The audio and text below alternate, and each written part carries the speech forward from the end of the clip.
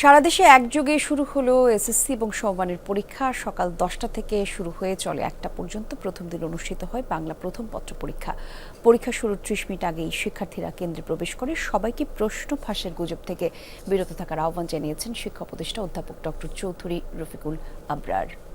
Noodles খান নাই তো নুডলসই খান নাই।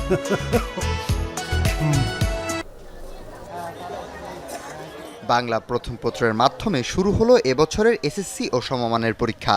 সকাল 10টায় ছিল পরীক্ষা, কিন্তু নির্ধারিত সময়ের অনেক আগেই কেন্দ্রে পৌঁছায় শিক্ষার্থীরা। প্রথম পরীক্ষা হওয়ায় ছিল চাপ, উৎকণ্ঠা। কেন্দ্রের বাইরে অভিভাবকরাও সময় কাটান উদ্বেগে।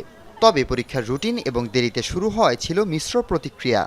রুটিন নিয়ে বেসিক্যালি একটু বিভ্রান্তি আছে, কারণ অলরেডি 3বার কিন্তু রুটিন চেঞ্জ করা হয়েছে এবং লাস্টে দেখা গেল যে দুটো এক্সামে ওদের হচ্ছে কোনো বন্ধই নেই।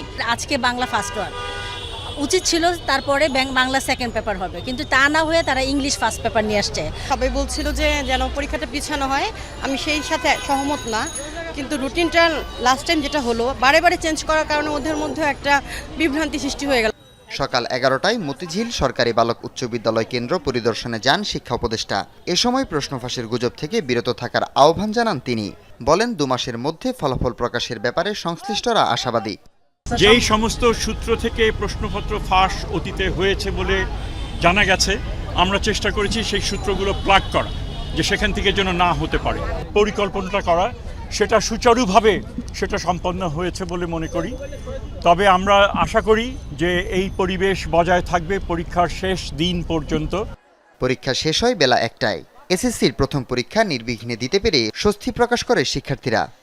এমসিকিউ কোশ্চেনটা বেশ সহজ হয়েছে, সিকিউ কোশ্চেনটা হালকা হার্ড হয়েছে। প্রশ্ন পড়লে লেখার মতো পড়ে আসলে ভালো করে। 2 বছরের জন্য এই প্রশ্ন ঠিক আছে, 2 বছর যেহেতু এক বই পড়ছি। আলহামদুলিল্লাহ, প্রশ্নটা তুলনামূলকভাবে সহজ আসছে, একটু কঠিন কিন্তু ভালোই হয়েছে, পরীক্ষাও ভালো হয়েছে। সিকিউতে এখনকার যেই পরিস্থিতি, যেমন ফিলিস্তিন বা এখনকার যেই জিনিসগুলো আছে সেগুলো এসেছিল। ব্যবহারিক পরীক্ষা হবে 15 থেকে 22 মে পর্যন্ত। এবছরের এসএসসির লিখিত পরীক্ষা শেষ হবে মে মাসের 13 তারিখ। হাসিবুল করিম বিজয়, যমুনা নিউজ, ঢাকা।